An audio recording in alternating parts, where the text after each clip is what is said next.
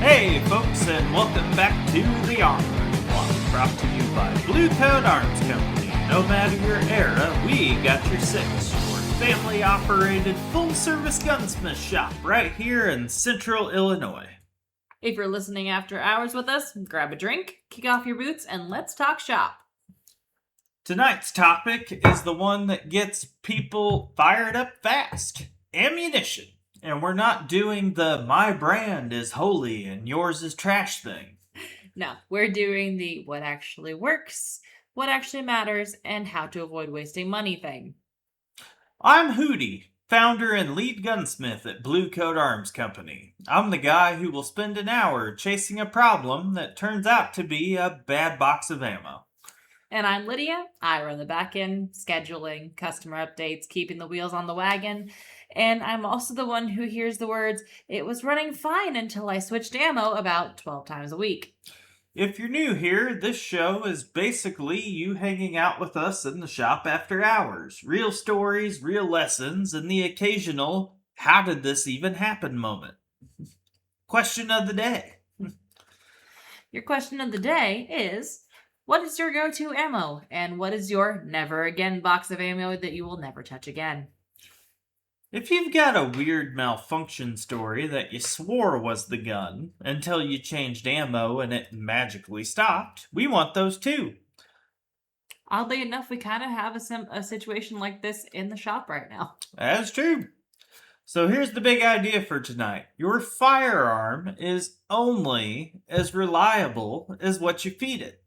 People will spend good money on a rifle, a pistol, an optic, a trigger, a light, and then they'll run the cheapest, sketchiest ammo they can find and act surprised when it runs like a shopping cart with a bad wheel. Or they'll do the opposite. They'll buy the most expensive box on the shelf and assume it's automatically perfect because of the price tag. Exactly. Price and performance are related, but they're not married. For good reason. So when I say good ammo, I am talking about a few things. Consistency. So with consistency, we're talking velocity, ignition, overall length. Reliable primers, which leads into hard enough to avoid slam fires where relevant, but consistent ignition. Clean enough that it doesn't choke your gun too early, and quality control you can trust. And here's the thing. People call ammo dirty like it's automatically bad. Sometimes dirty just means that it leaves more soot. So the real question is, does it function consistently in your gun? So that brings us to brand reputation. So a lot of manufacturers don't exactly publish the full recipe. I mean, let's be honest. Nobody publishes their full recipe because if you got something that works, you want people to buy it. Exactly.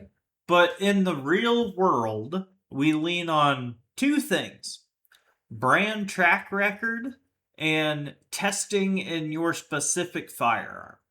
So premium ammunition lines from brands like Federal or Winchester's high-end stuff, they run great.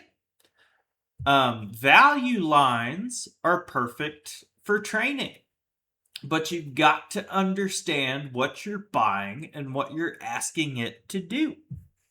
And even big brands, and this is true across everything, not just firearms, big brands also occasionally have hiccups. So don't turn your brains off just because the logo is familiar. Do your research.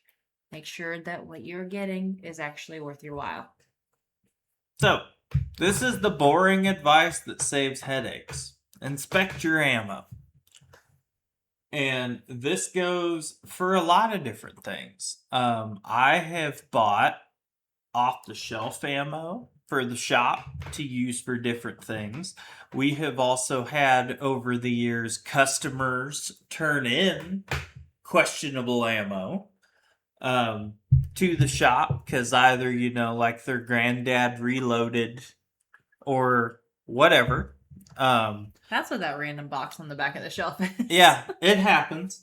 But no, so we get a lot of questionable ammo in the shop. Actually, the other day, I took a revolver out for a field test, and only 2 of the 3 shots fired, which Lydia audibly commented on because she heard it. So, no, so questionable ammo does happen.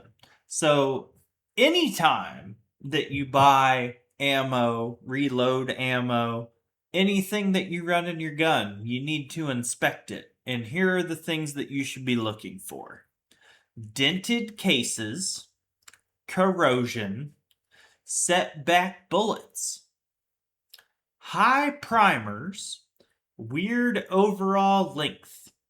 And if it looks off, just don't run it. Especially if it's your carry gun ammo, you're not trying to win a bravery award by sending sketchy rounds. And, it's also okay to ask questions if you don't understand what some of those things mean, because I don't even understand what some of those things that you just said mean, if I'm being quite honest. No, and you kind of hit a nail on the head too. So, defensive carry guns, defensive ammo. If you're going to shoot something in your everyday carry gun, you need to prove it in your gun. For self-defense, I am a broken record. Over the last 3 seasons, and now, you guys are going to hear me preach about this. Your chosen defense load has to be proven in your gun. If you are going to commit your life to this piece of equipment and the ammunition it is going to run on, you have to prove it in the field before you have to pull the trigger.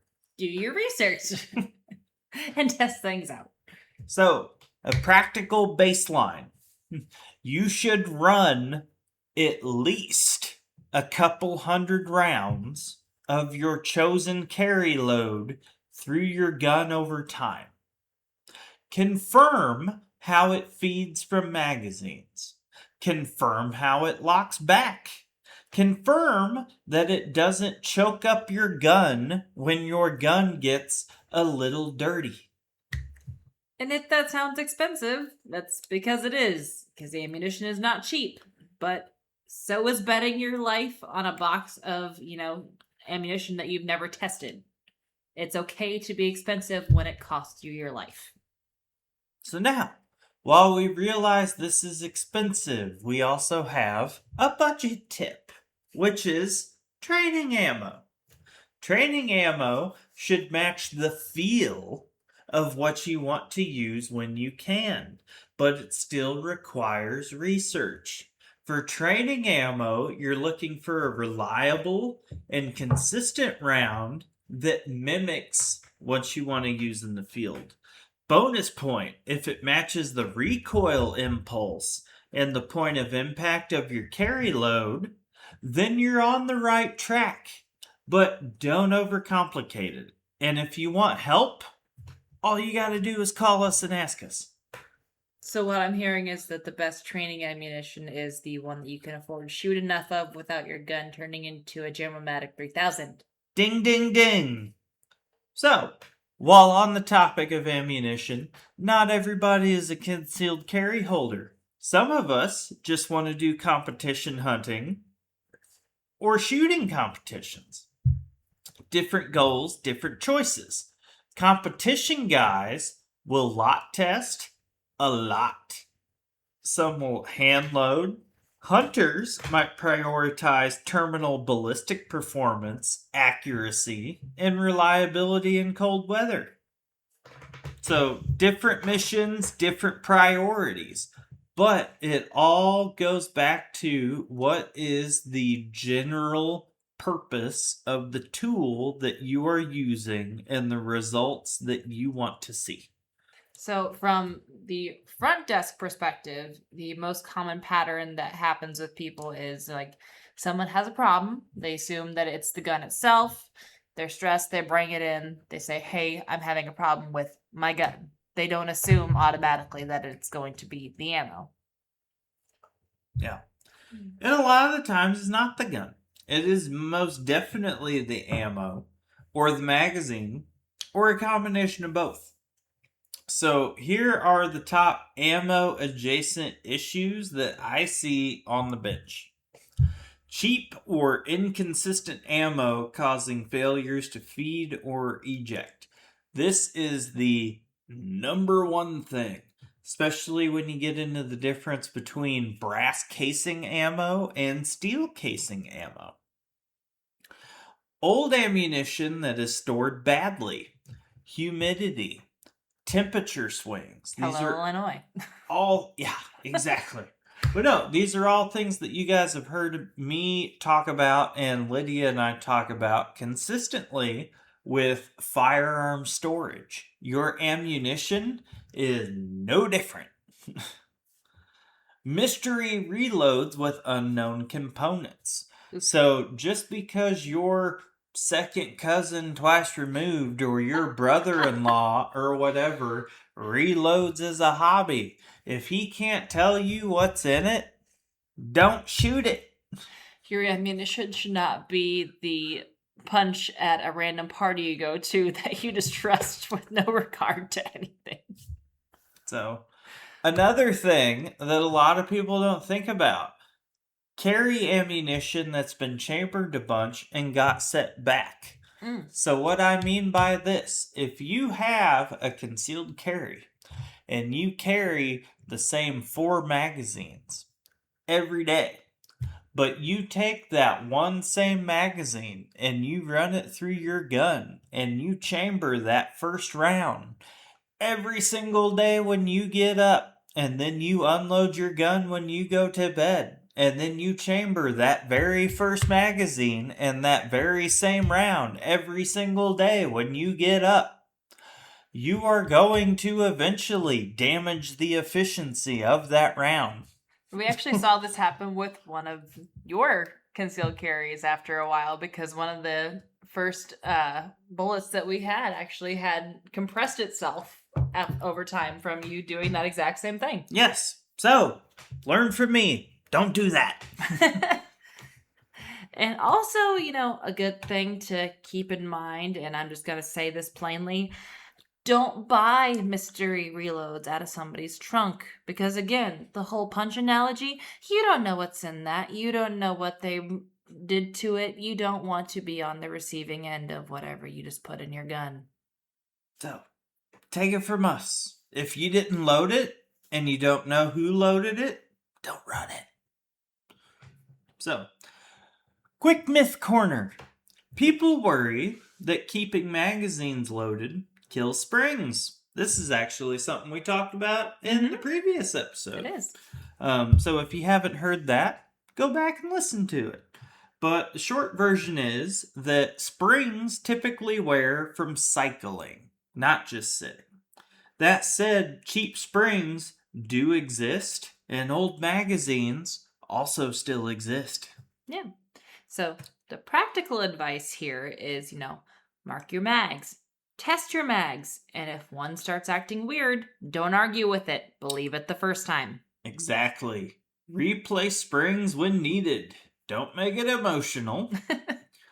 All right. So, the last thing that we've got for the evening. So this is kind of a little bit of a new segment because as the shop has continued to grow, and so has the Armorer's Block, thanks to all of you over the years, we're going to start doing a this or that kind of thing at the end. One product per episode that Lydia and I actually use. Yeah. Not a big ad break, just usually a quick spotlight on something that's genuinely part of our day-to-day, whether it be personal or shop life. Yeah. So this week's spotlight is Simply Safe. So we have used Simply Safe since the very beginning and have never had a reason to look back, even with moving the shop location. I, over the last 10 years, have moved the shop location 4 different times. And Simply Safe has made it absolutely easy and pain-free to do. Yeah. And the app is honestly a good reason why we like it too. Is really easy to use. It's a one-stop shop for the shop, for what the system can do. We can arm it, disarm it, check the status, see what's going on, whether we are home or not, and without turning it into a whole, second job that we have to deal with on top of our full-time job. Yeah. So if you want our affiliate link, we'll have it in the episode description. If you use it, it helps support the show. If you don't, no worries. We're still going to be here. All right, so bringing it back around to where we started, kind of. Question of the week.